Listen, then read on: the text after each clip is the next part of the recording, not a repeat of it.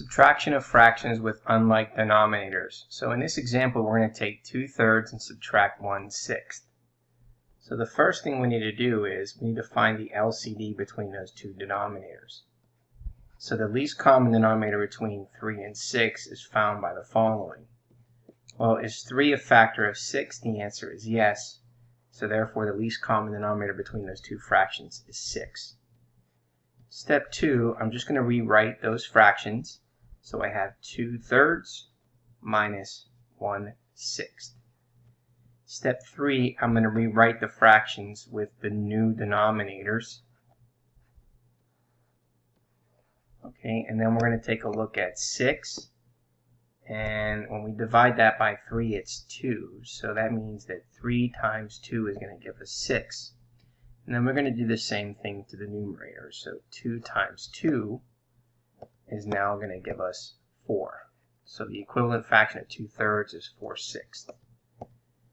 Now 6 divided by 6 is 1, which means that 6 times 1 is 6. We're going to multiply the numerator also by 1.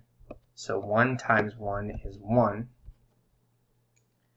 Okay, so now we're going to take 4 and then subtract 1 to get 6. So that gives us 3/6.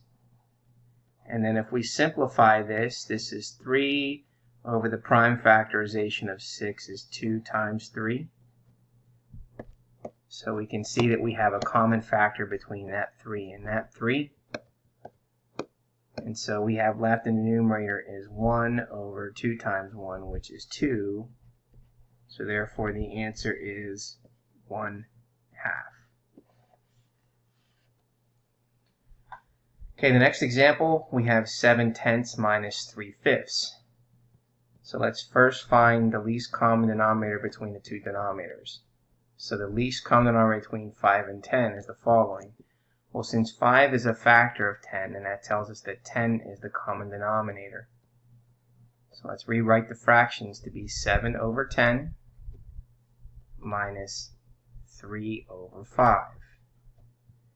Step 3, we're going to rewrite our new denominator, which is 10 for both of them.